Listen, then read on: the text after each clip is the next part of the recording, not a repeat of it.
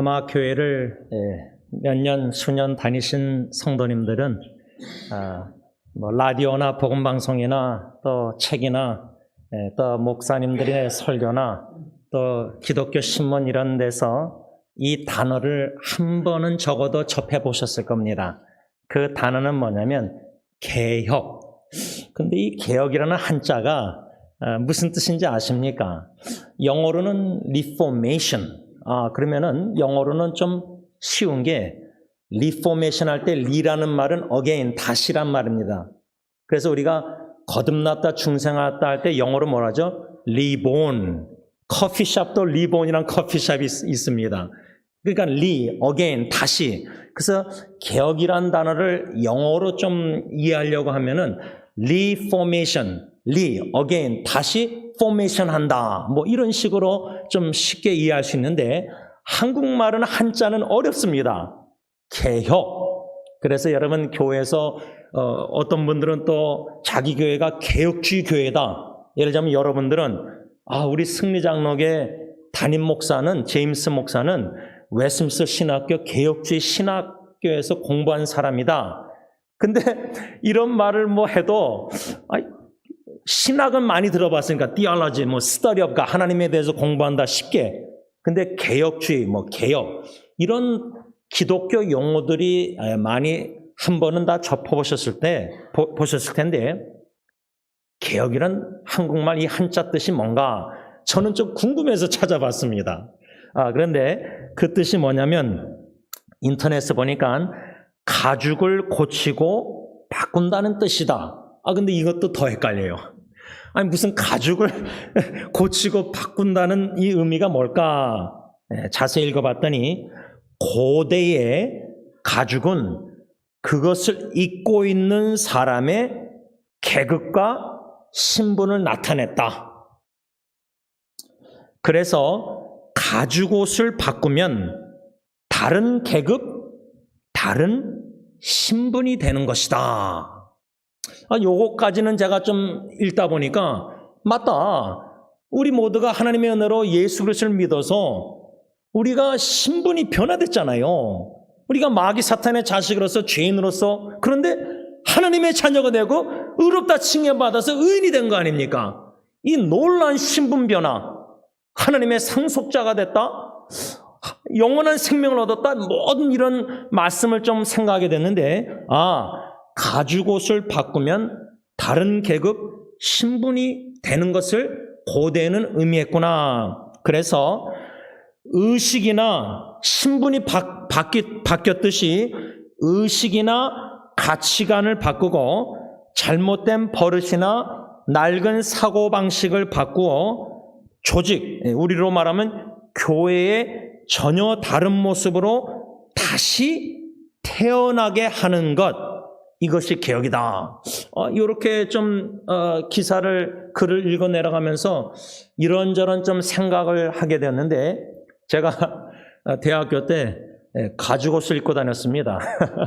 그 가죽옷하고 이 가죽옷은 다른 겁니다. 그런데 그때 멕시코 막 선교할 때 여러분들이 낡은 옷을 가져오면은 저기 이제 성가대실 그 조그만 방에 다 넣어놨습니다. 그걸 하루는 다 정리하다가 가죽 바지가 있길래 입어봤는데 또 제가 그때 허리가 얇았으니까 맞았어요. 근데 나중에 알고 보니까 우리 교회 여집사님 옷을 제가 대학교 때 계속 여자 옷을 입고 다닌 겁니다. 여러분 이 가죽옷, 이 개혁이라는 의미가 한자로 가죽을 고치고 바꾼다. 가죽옷을 입어서 다른 신분 바뀌었듯이 우리의 의식, 예를 들자면 가치관이 바뀌었다 할 때 예수 믿기 전에는 순간적인 가치관, 아까 우리가 주 예수보다도 귀한 거 찬양했는데 주 예수님이 얼마나 소중하고 귀중한지 그 사랑 친밀한 교제 가운데 동행하면서 친구와 주님과 함께 그러면 세상 것들이 다 맛이 없어져요. 옛날에 예수 믿기 전에 세상 것들, 쾌락들 즐기던 거 맛이 없어지니까 다 버리고 자꾸만 버리고 쓰레기통에 버리게 되고 예수님을 사랑하게 되니까 예수님이 좋아하는 예수님의 모든 걸 다 닮아가는 거예요. 의식과 가치관이 다 변화되는 거예요. 완전 뜯어고치듯이 교회로 말하자면 리모델링 하듯이 개혁은 다 뜯어고쳐서 다 개혁, 다 바꾸고 다 바꾸는 겁니다. 왜? 예수 믿고 우리가 신분이 변화됐잖아요. 예수 믿고 우리가 새 사람 됐잖아요. 리본, 다시 태어났잖아요. 거듭났잖아요. 중생했잖아요. 새 생명을 얻었잖아요. 그러면 새 사람, 새 옷을 입고 새 사람답게 살아야 된다는 거예요. 그런데 왜 교회에서 자꾸만 개혁을 외치는가? 아직도 옛날 예수 믿기 전에 죄악된 습관들, 죄악된 가치관, 의식, 세상 것들을 아직도 좋아하고 욕심과 탐심과 세상 것들 쾌락을 아직도 좋아하고 이런 영적 전쟁을 하고 있다는 겁니다. 그래서 제가 지난주에 여러 말씀들 묵상하다가 이 영적 전쟁은 뭐 마귀 사탄 뭐 세상의 유혹들 죄악들 막 이렇게 하잖아요. 싸워 승리하는 것. 그런데 내 마음이 영적 전쟁터다. 그런 생각을 하게 됐어요. 여러 가지 세상에 일어나는 일들을 듣고 접할 때 마음과 생각 속에서 이 마귀 사탄이 들게 하는 생각들, 감정들 막 이런 거다. 이거를 말씀과 믿음으로 예수님만 의지하고 하나님의 은혜로 싸워 승리해서 하나님께 영광을 돌려야 될 텐데 오늘 이 종교 개혁일 리포메이션 데이 그래서 이 개혁이라는 단어를 이렇게 좀 생각하면서 한 두 가지 크게 생각하려고 하는데 첫 번째로 종교 개혁에 두 가지 명제가 있습니다. 그것은 뭐냐면 첫째로 성경으로 돌아가자는 운동.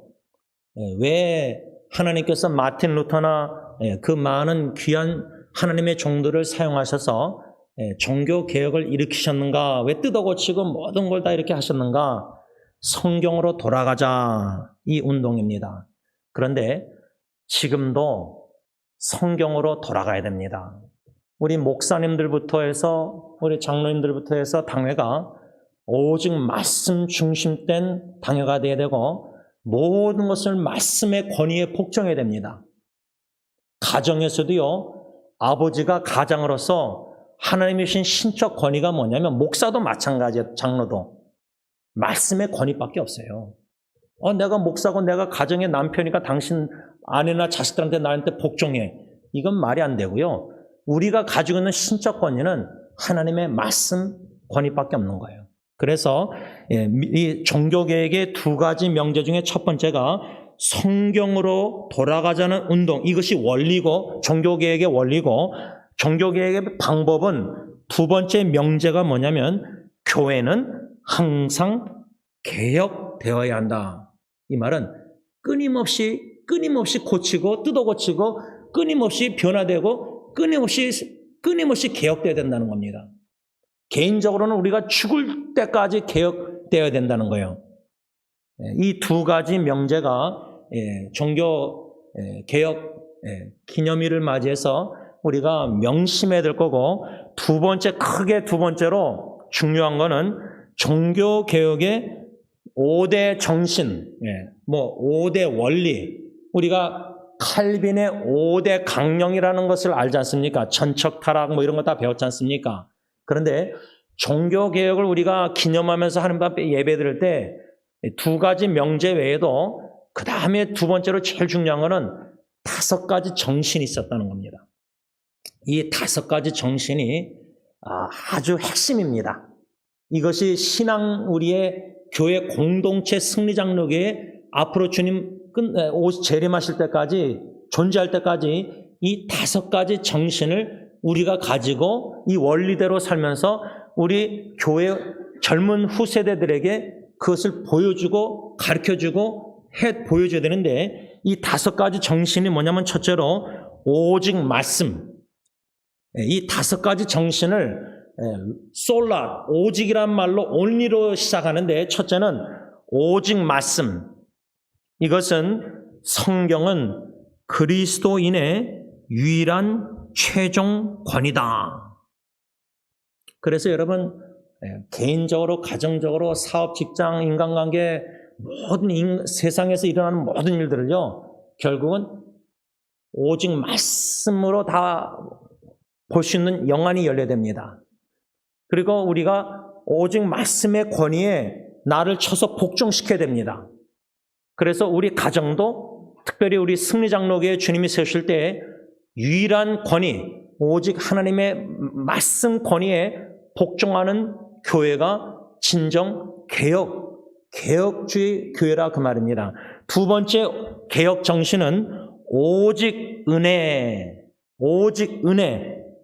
이것은 무엇을 말하냐면 구원은 전적인 하나님의 주권 아래에 있으며 그 구원은 하나님의 전적인 은혜로 값없이 주시는 선물이다. 우리의 선행과 노력과 착한 일과 구제와 봉사와 이게 아니라 구원은 하나님의 전적인 은혜 값없이 주시는 것이다. 성경 구절은 에베소서 2장 8절 9절 현대인의 성경으로 제가 읽습니다. 하나님의 은혜로 여러분은 그리스도를 믿어 구원을 받았습니다. 그것은 여러분의 힘으로 된 것이 아니라 하나님의 선물입니다. 그것은 우리의 선행으로 된 것이 아니므로 아무도 자랑할 수 없습니다. 예, 구원은 오직 하나님의 은혜입니다. 예수 믿는 것도 은혜입니다. 예, 지난주에 전도대상자 친구를 만났는데 믿고 싶어도 안 믿어지는 겁니다. 하나님의 은혜의 선물로 믿음을 주실 때 예수 그리스도를 믿고 구원을 받는 겁니다. 모든 구원의 신학적으로 구원의 서정 9가지 다 하나님의 은혜입니다. 세 번째 개혁 정신은 오직 믿음. 하나님이 값없이 주시는 이 구원의 은혜는 오직 믿음으로 받는다. 우리가 수요 예배 때 원로 목사님 비유적으로 믿음이란 손으로 얘기해서 하나님의 구원을 주실 때 믿음으로 받는다. 이것을 신학적으로 말하면 오직 믿음으로 의롭다 칭함을 받는다. 칭의, justification. 이 칭이란 하나님께서 죄인에게 의롭다고 법정 용어입니다. 선언하시는 겁니다. 아직도 완전한 의인이 돼서 죄를 하나도 안 짓는 의인이 아니라 죄인인데 의롭다 법정으로 칭해 주시는 것.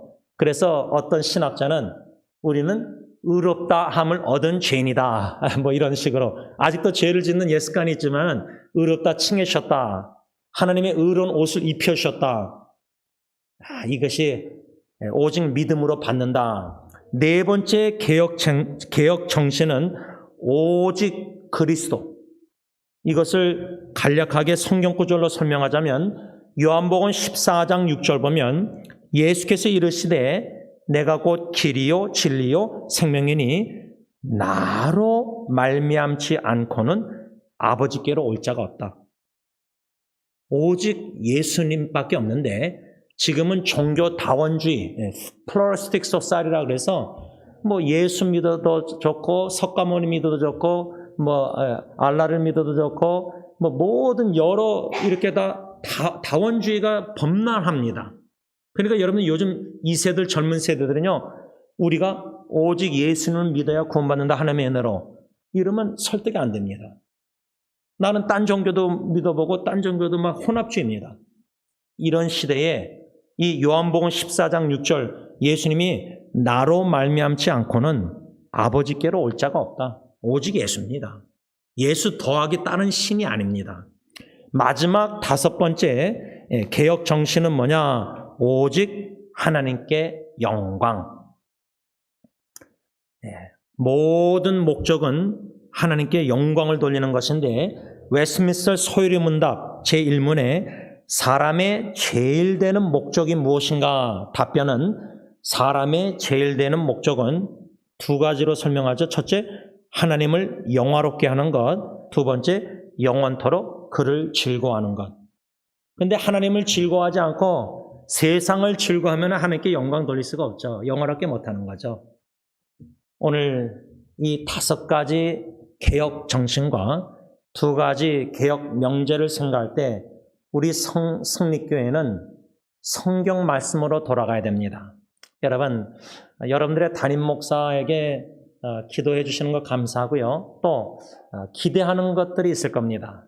그런데 참 부족한 목사인지라 사과드릴 수밖에 없는 자인데 저에게 하나님이 주신 마음 열정은 한 가지인 것 같아요. 뭐 한 가지라 말하면 좀 그럴 수 있는데 제가 여러분들을 뭐 막 신방하고 막 전화하고 막 이런 거 잘 못하잖아요. 그냥 여러분들이 병원에 입원해야지 제가 가고 이럴 때가 많은데 딱 한 가지 하나님이 저한테 주신 그 열정이랄까 즐거움이랄까 주신 마음 달란트랄까는 오직 말씀입니다. 그래서 여러분들에게 영의 음식 말씀을 잘 먹이고 싶어요. 음식을 잘 준비해서. 근데 이제 식탁을 차려놨는데 선택은 여러분들이 하는 거지만 어저께 같은 경우 토요 새벽기도 끝나고 고린도후서 5장 7절과 민수기 13장 14장 중심으로 큐티 말씀을 8페이지나 썼습니다. 여러분들 카톡이랑 이메일 다 보내야 되는데 보통 목사님 길어서 읽기도 싫어요. 저 같아도 읽기 싫을 것 같아요. 그런데 저에게 주신 이 마음의 영적 음식 말씀, 오직 말씀, 그 말씀 속에서 믿음이 자라나고 그 말씀 속에서 하나님의 은혜를 깨닫고 그 말씀 속에서 예수 그리스도를 만나고 그 말씀을 통해서 하나님의 영광을 목격하고 경험할 때는 이 개혁의 5가지 정신과 개혁의 2가지 명제, 성경으로 돌아가서 목사부터 해서 끊임없이 말씀으로 끊임없이 개혁되어 나아가게 될 때에 우리 승리교회가 끊임없이 개혁이 되어서 참 말씀 중심된 주님이 보시기에 합당한 교회로 세움받기를 간절히 원하는 것입니다. 그러기 위해서 아주 중요한 것 중에 하나가 오늘 본문 말씀 골로새서 1장 11절과 연관이 되어 있는데 그러기 위해서 중요한 것은 우리 모두가 하나님의 능력으로 강해져야 됩니다. 근데 이것을 참 아이러니한 게 뭐냐면 지난주에 제가 참 어느 전도대상자 친구를 만나면서 많은 대화를 나누는 중에 우리가 육신으로 연약해질 때가 있습니다. 지금 장로님께서도 대표기도 했지만 고 김동윤 집사님의 둘째 딸인 신정 사모님의 둘째 딸 세라, 손녀딸이죠. 이렇게 선교지에서 갑자기 이젠 저렇게 혼수 상태에 있어서 싱가포르로 이젠 이베큐에이션 팀이 의사 다 간호사해서 비행기 타고 가고 부모님도 아마 17시간 비행기 타고 지금 가서 만났는데 아직 의식이 없습니다. 72시간이 아주 중요하다고 하는데 아마 싱가포르 시간으로는 어저께 밤이 72시간 지났습니다. 여러분, 이러한 현실 속에서도 위기 가운데 생사의 갈림길에서도 여러분 우리의 부모가 그 자식을 바라볼 때 무엇을 할 수 있습니까? 제가 첫째 아기가 떠나고 나서 이젠 딜런 예리 예언이가 커서 여기 사나모니카하고 불적길로 올라가서 LA 칠드런 하스피어 병원을 보여주려고 건물 밖에서 여기 너희 누나와 언니가 있었다. 근데 제 아내가 같이 안 갔어요. 못 갔어요. 애들만 데리고 제가 갔어요. 어미의 심정이 자식이 자기보다 먼저 떠났을 때의 그 트라우마라 할까 그거는요 쉽지 않습니다. 그런데 이러한 일들이 갑작스럽게 터졌을 때 그 반응하는 가족 식구들. 근데 가족 식구뿐만 아니라 제가 어저께 아내가 없어서 아이들이 다 왔어요 집에. 야, 그거 참 아내가 좀 집에 떠날 필요가 있어요. 그러니까 애들이 다 오더라고요. 그래서 제가 딜런 처음에 캐리스부터 만나고 딜런 예리 3명을 1대1로 다 대화했어요. 근데 보니까 다들 힘들어해요. 왜? 자기 사촌이 저렇게 소식을 듣고 다 충격받은 거예요. 그러니까 그래서 여러분 여러 가지 지금 한국에도 할로윈 압사로 인해서 다들 유가족이 이 카운슬링 상담이 필요한 이유가 다 있는 거예요. 식구들이 전체 아는 사람들이 다 충격 속에 이 트라우마가 생기는 거예요. 이런 일들이 비일비재한 이 광야 같은 세상에 우리가 살아가면서 첫째는 인간의 연약함을 뼈저리게 깨달아야 됩니다. 여러분, 제 자식이 50일 동안 죽어갈 때 부모가 그 아이를 매일 가서 바라보면서 해줄 수 있는 게 뭐가 있습니까? 저는 예수 사랑하시면 엄청나게 부르고 기도한 것밖에 없습니다. 그리고 차 타고 집을 가야 되니까 밤늦게라도 차 안에서 Under the Shadowing, 아까 우리가 찬송가 드린 그 오 놀라운 구세주 후렴의 하반에 보면 내가 이를 때면 큰 바위에 숨기시고 주 손으로 덮으셨네. 독수리 날개 아래 이스라엘 백성들을 출애굽에게 보호하시고 인도하신 것처럼 병원 중환자실에 있는 사랑하는 가족 식구를 주님의 날개 아래 덮어주셔서 보호해주세요. 지켜주세요. 이 정도로 안전하고 완전한 보호가 어디 있습니까? 그런데 두 가지입니다. 이런 위기를 접할 때 두 가지인데, 첫째는 나의 연약함을, 무기력함과 무능력함을 뼈저리게 느껴야 됩니다. 절망이 될 정도로 느껴야 됩니다. 그래야, 그때서야 두 번째 뭐죠? 하나님의 전능하신 하나님의 능력을 간절히 사모해서 눈물로 간구 통곡기도 합니다. 이 두 가지가 동전의 앞뒤로 같이 가요. 내가 뼈저리게 연약함을, 무기력함을 못 느끼면 하나님은 그렇게 안 찾습니다. 의지, 능력 안 찾습니다.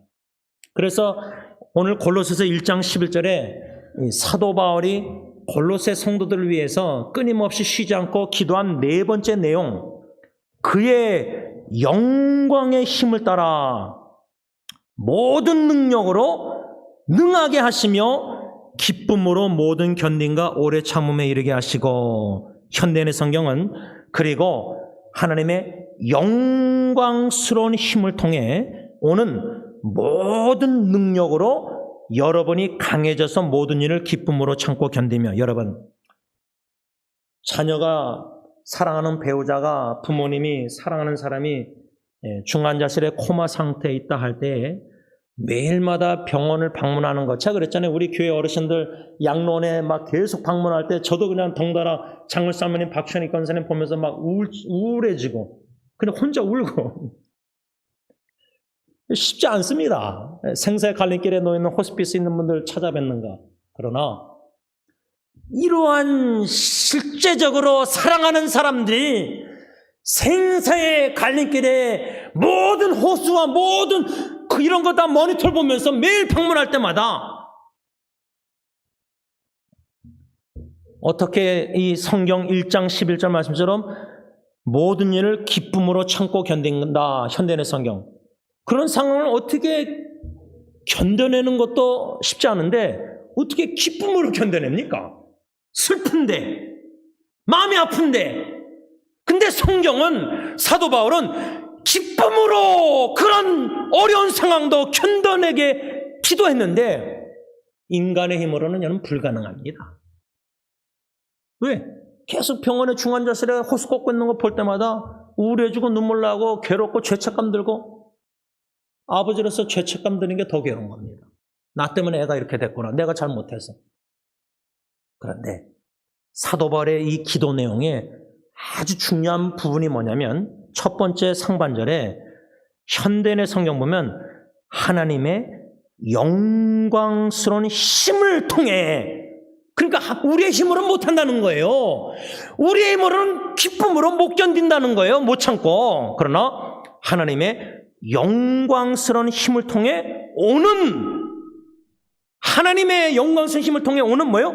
모든 능력으로 여러분이 강해져서, 우리가 강해지면 하나님의 영광스러운 힘을 통해 오는 모든 능력으로 우리가 제 사촌동생 부부가 강해지면 기쁨으로 참고 견뎌낼 수 있다는 거예요. 자, 그러면은 궁금하지 않습니까? 여러분, 우리가 사랑하는 사람들의 생사의 죽음을 다 접했을 때 얼마나 통곡했습니까? 얼마나 마음이 무너지고 아픕니까?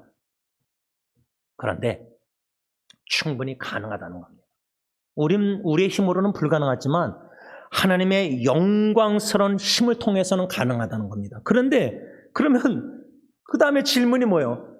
영광스러운, 성경에 하나님의 영광스러운 힘이라고 그랬는데 개역개정에는 그의 영광의 힘, 하나님의 영광의 힘, 아니 그냥 하나님의 힘 하지 왜 사도 바울은 또 영광의 힘이라고 그랬을까? 이게 아까 우리 개혁정신의 다섯 번째가 뭐라 했죠? 오직 하나님의 영광을 위해. 이게 다 영광이 있는 거예요. 제가 이번에 조카가 저렇게 쓰러져 있는 거 보고 생각난 말씀이 요한복음 11장에 죽은 나사로를 살리시는 이야기가 나오잖아요. 근데 나사로가 병들었을 때 그 누이 마르다 마리아가 예수님이 떨어져 있으니까 그 멀리 사람을 보냈어요. 그래서 사람이 주님이 사랑하시는 자가 병들었습니다 얘기를 했거든요. 그러니까 예수님이 들었어요. 병든 거 알고 계세요. 뭐 사람을 안 보내도 알고 있죠. 그런데 예수님이 11장 4절에 이건 죽을 병이 아니다. 하나님의 영광을 드러내시고자, 하나님의 아들 예수님이 영광을 받으시고자. 거기도 또 영광이라는 단어가 나와요. 아니 생사의 갈림길에 있고 또 나사로는 이미 죽었어요. 근데 예수님은 또 일부러 늦게 이틀 동안 더 있다가 늦게 가셨어요. 잠들었다 죽은 줄 아셨어요. 그리고 무덤에서 나오게 하셨어요. 이런 성경 예를 우리가 들을 때 이거를 22세기에 내 사랑하는 자녀나 사랑하는 배우자나 중환자실에 호스피스에 산소호흡기 다 꽂고 있는 걸 매일 방문하면서 요한복음 11장에 이런 4절이나 이런 말씀이 여러분 어떻게 적용이 되십니까? 어떤 성령님이 어떻게 그 말씀을 깨닫게 하십니까? 하나님의 영광이 드러난다는 말이 뭘까? 죽을 뻔하다가 죽음의 문턱에서 하나님이 나사로처럼 살려주심으로 하나님의 영광을 드러내는구나. 저는 그것을 간절히 원했어요. 첫째 아기 때. 근데 제 아기는 죽었습니다. 여러분 우리가 생사의 갈림길에 놓여있는 사랑하는 사람들 할 때 기도할 때 하나님의 뜻이 뭔지 모르겠습니다. 근데 거기에서 우리가 초점을 맞추는 게 뭐죠? 하나님이 이 사랑하는 배우자나 자식을 부모를 살려주시는 게 하나님의 뜻인가? 죽는 게 하나님의 뜻인가? 이걸 모르겠다는 의미가 많을 겁니다. 그런데 그것은 생사화복은 하나님이 주관하신다. 그건 우리의 주권, 우리가 그게 하를 게 아니에요. 그건 하나님의 주권이에요. 우리가 타치할 부분이 아니에요. 그건 우리가 타치할 게 아니라 중요한 거는 로마서 12장 2절에 성경에 보면 하나님의 주권적인 뜻은 뭐죠? 선하시고 온전하시고 기뻐하신 뜻. 완전한 하나님의 뜻은 기뻐하시고 선하신 뜻이라는 거예요. 그 주권적인 선하시고 기뻐하시고 온전하신 뜻 안에 생사의 갈림길에 내 사랑하는 식구가 있다. 그 말입니다. 이러한 하나님은 선하시니까 그럼 하나님의 뜻도 선하고 하나님이 행하시는 것도 다 선한데 우리가 볼 때는 왜 이런 일이 일어나냐 이 말입니까? 위기가. 그러면 우리가 시험에 들면 사탄의 시험에 들면 하나님은 선하지 않고 악하시다. 이렇게 시험 듭니까? 시험 드는 사람들이 많습니다. 하나님은 분명 제가 어저께 캐리스하고 대화하는데 원래 그 세라 조카의 그 막내 동생 페이트하고 또 제 암투병하는 사촌 동생의 첫째 딸하고 3명이 만나기로 했대요. 근데 지금 제 조카가 저렇게 싱가포르에 ICU에 있으니까 그 막내 여동생이 지금 감당이 안 되는 거예요. 제가 볼 때. 그 못 만났어요. 그래서 제가 캐리스한테 물어봤어요. 너는 어떠냐? 그러니까 자기는 이 현실을 받아들일 수 없기 때문에 인정하는 게 두려워서 인정하게 되면 막 너무 아프니까. 이런 상태구나. 그 다음에 이제 딜런하고 얘기했어요. 밤늦게 와서 얘기하니까 어저께 기도 모임 끝나고 얘기했는데 야, 너 이런저런 대화하다가 너 세라 어떻게 생각하냐 그러니까 얘도 힘든 거예요. 다 힘든 거죠. 근데 딜런하고는 얘기하다가 제가 왜 이런 일이 일어난지 why라는 질문을 던지더라고요. 그래서 제가 딜런 아빠도 첫째 아기 너 누나 죽어갈 때 왜라는 질문 던졌는데 답이 없고 어떻게 how 애가 이렇게 됐는가 횡격막이 없는가 뭐 장인어른 산부인과 의사신데 제 아내도 생물학 공부했는데 모르고 what is 하나님의 뜻이 무엇인가 what is God's will 근데 하나님의 뜻을 어떻게 아냐 제일 중요한 거는 딜러나 who is my God 내 하나님은 누구라는 질문을 던지는 게 중요하다. 하나님의 존재를 묵상해라. 그리고 이제 대화를 끝났어요. 근데 올라오다가 예리방에 가니까 불이 켜있고 열려있길래 딱 가니까 애가 자는 줄 알았어요. 근데 가까이 이렇게 보니까 눈 떠 있어요. 근데 보니까 베개가 다 젖어 있어요. 계속 우는 거예요. 그래서 옆에 앉아서 등 쓰다듬으면서 아이 오케이 왜 그래 여러 가지 그래서 또 대화했어요. 여러분, 가정에 한 사람의 상처, 아픔, 고통, 질병, 위기가 오면요, 한 가족이니까 같이 아파하는 거죠. 교회 식구도 마찬가지죠. 우리 박천희 권사님 같은 경우는 2년 넘게 호수에 위에 꽂고 그 계시는 모습, 갈 때마다 뭐 주무시고 계셨지만 거의 장갑 손에 끼고, 왜냐면 긁으니까 자꾸. 여러분, 이 땅에 사는 동안 이러한 생사의 갈림길에 놓여 있는 모습을 우리가 볼 때에 참 견디기 힘듭니다.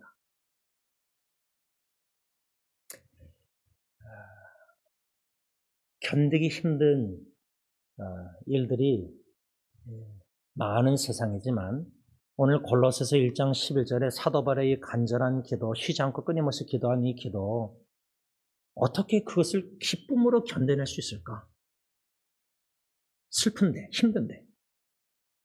하나님의 영광스러운 힘을 통해 오는 모든 능력으로는 충분히 넉넉히 이기고 가능하다는 거예요. 그러면 이 하나님의 영광스러운 힘이 뭔가, 시간이 없기 때문에 요것만 묵상하겠습니다.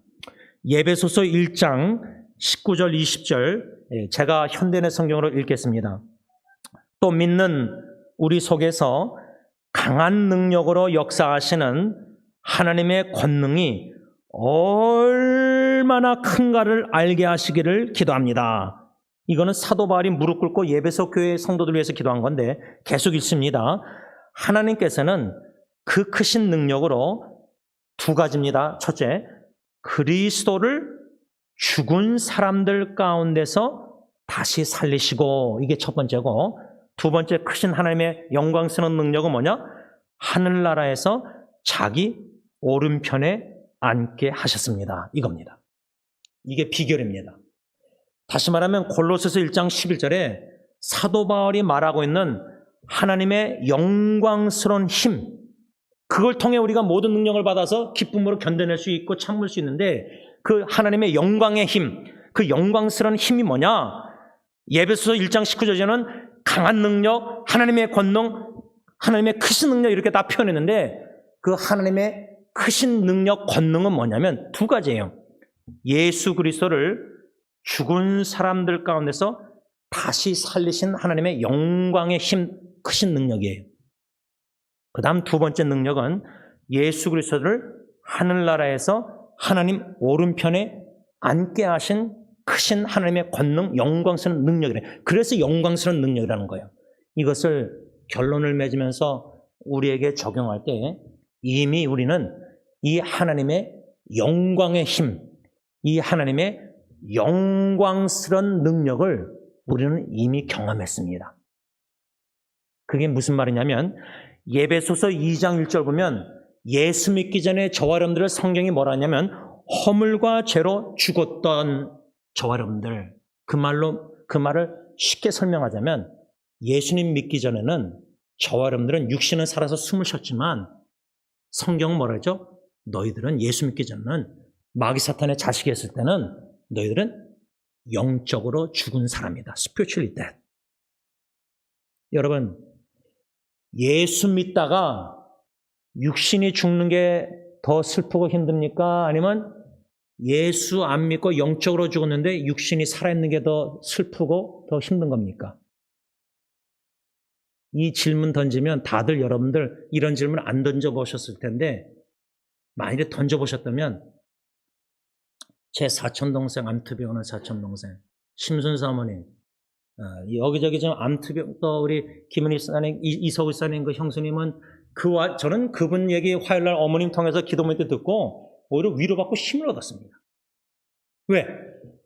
그런 하나님의 보배로운 딸은 하나님의 전적인 은혜로 예수 그리스도를 믿어서 구원을 받아 영적으로 중생 거듭나고 죽었던 영혼이 다시 살아나서 첫째 부활을 이미 경험해서 거듭난 중생한 새 피조물이기 때문에, 영적으로 살아있고 영원한 생명을 이미 얻었기 때문에, 우리가 육신이 죽어도 그게 오히려 육신이 살고 영적으로 죽어서 예수 안 믿고 영원히 지옥 가는 것보다 훨씬 낫다는 거예요.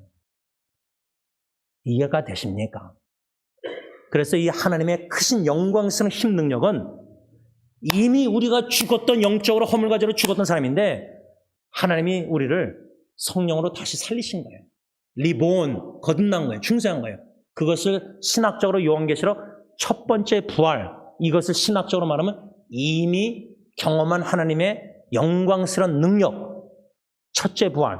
그런데 아직도 신학적으로 아직도 우리가 미래에 경험할 하나님의 영광스러운 힘, 능력이 있습니다.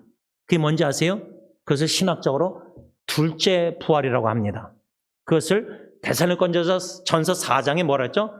예수님 다시 오시는 날 잠든 사람들, 박순희 권사님, 장을사님, 여러분들의 모든 떠나신 분들, 예수 믿다가 떠나신 분들, 성도들, 이분들이 먼저 부활 다시 산다고 했습니다. 다시 하나님이 일으키시는 겁니다. 그러니까 허물과제로 영적으로 죽었던 사람을 우리가 예수 믿고 살리셨잖아요. 거듭났잖아요. 중생했잖아요. 새 피조물이 됐잖아요. 새 사람, 새 생명 얻었잖아요. 예수님 믿다가 죽은 영원한 생명 얻고 예수 믿다가 죽은 사람들은 예수님 다시 오시는 날 다시 일으킨다. 두 번째 부활. 이것을 우리가 경험할 겁니다. 영광스러운 하나님의 능력을.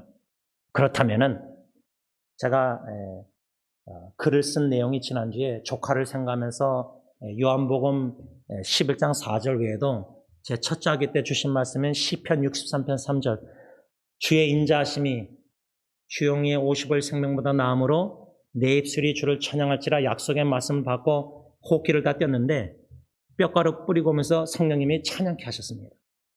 어메이징, 하나님의 놀랍고 굉장한 구원의 사랑을 찬양케 하셨습니다. 그러니까 하나님의 뜻이 사냐 죽느냐 이건 하나님의 주권입니다. 우린 육신의 죽음을 삶은 모릅니다. 그러나 영적으로 죽었던 자를 살리셔서 영원한 생명을 얻게 하시고 더 나아가서 원로 목사님 설교하신 대로 하나님께서 우리를 하나님 보좌, 하나님의 우편에 하늘나라에 예수님과 함께 앉게 해주셨다. 에베소서 2장 6절.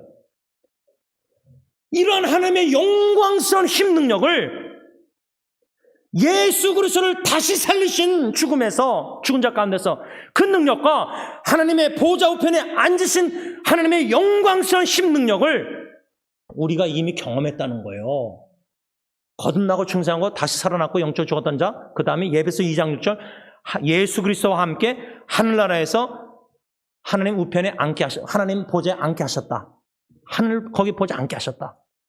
이러한 놀라운 하나님의 영광스러운 능력을 우리가 이미 경험했기 때문에 거기서 오는 모든 능력으로 말미암아 어떠한 위기와 상황과 생사의 갈림길과 슬픔과 고통과 아픔, 눈물, 어려운 힘든 일이 있다 할지라도 성령의 기쁨으로 넉넉히 견뎌내서 하나님께 영광을 돌리게 하실 것입니다.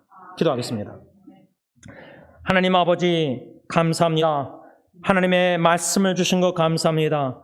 오직 말씀을 통해서 오직 하나님의 은혜, 구원의 은혜를 깨달아 알게 하시고 오직 믿음으로 의롭다 칭함을 받게 하시고 오직 믿음으로 구원받게 하시고 영원한 생명 얻게 하시고 오직 예수 그리스도 주 예수보다도 귀한 것이 없게 믿게 신앙 고백해 하여 주심으로 하나님의 영광을 위해서 사람의 인간의 존재 목적대로 살게 하신 놀란 하나님의 은혜와 사랑에 감사함을 드립니다. 이 땅의 광야에 살아가는 동안 슬픈 일과 수고스러운 일들, 어려운 일들이 많이 생사의 갈림길에 놓여있다 할지라도 하나님의 영광의 힘, 하나님의 영광스러운 능력, 예수 그리스도를 죽은 자 가운데서 살리셨을 뿐만 아니라 우리도 영적으로 허물과제로 죽었던 자를 다시 살리시사 거듭나고 중생, 리본, 첫째 부활을 허락하신 하나님, 예수님 다시 오시는 날 우리를 영광스러운 몸을 입고 둘째 부활을 경험케 하시고 죽은 자가 먼저 성도가 다시 살아나서 영광스러운 몸을 입고 하나님의 보좌 앞에 앉아 영원히 하나님께 찬양 경배 영광을 돌릴 줄 믿고 감사함을 드립니다.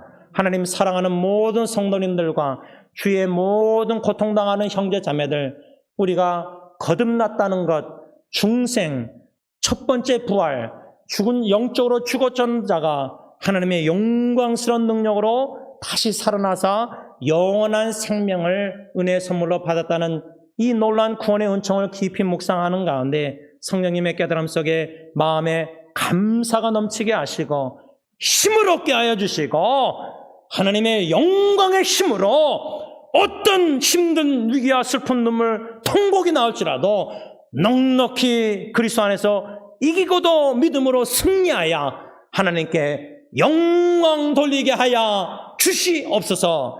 예수님의 이름으로 감사하며 기도를 올리옵나이다. 아멘.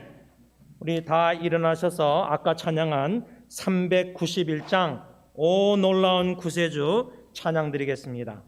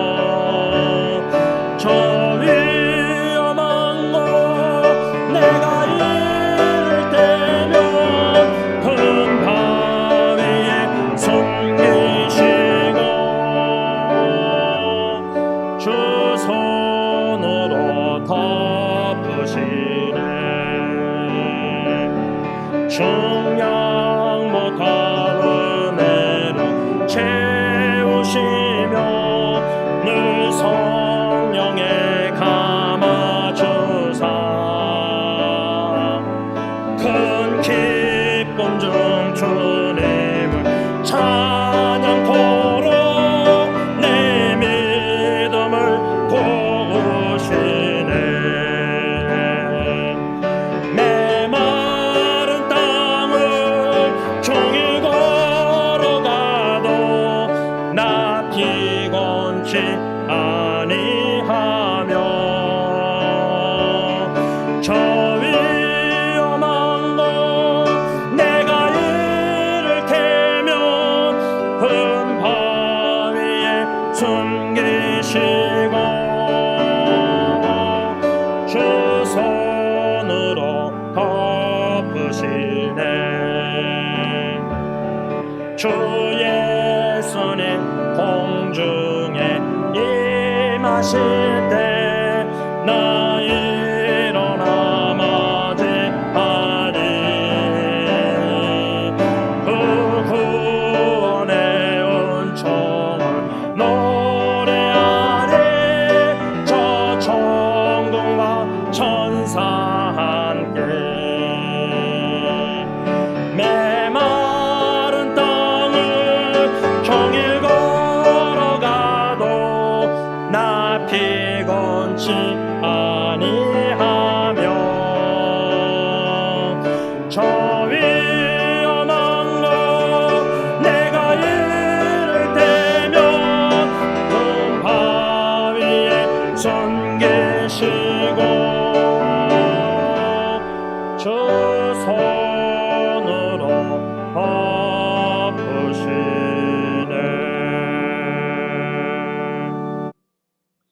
이제는 우리의 참 소망 되시고 다시 오시는 우리 주 예수 그리스도의 십자가의 은혜와 독생자 예수 그리스도조차도 아낌없이 저주의 나무 십자가에 못 박아 버리시기까지 우리를 거듭나게 하시고 허물과 죄로 죽었던 영적으로 영원히 죽어 마땅한 죄인들을 살려주시되 영원한 생명을 주신 아빠 아버지의 그 크신 사랑하심과 성령님의 감동, 감화, 교통, 위로 아니하심이 우리 주 예수 그리스도로 말미암아 놀라운 하나님의 영광스러운 능력을 이미 경험하여 거듭난 새 사람들, 영생 구원받은 의롭다 칭함을 받은 우리들, 다시 예수님 오시는 날 둘째 부활을 경험할진데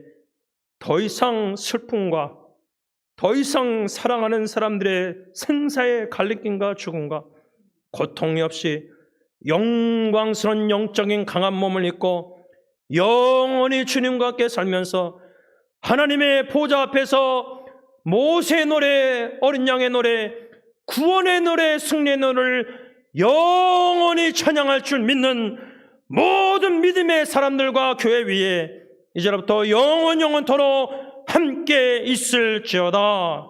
아멘.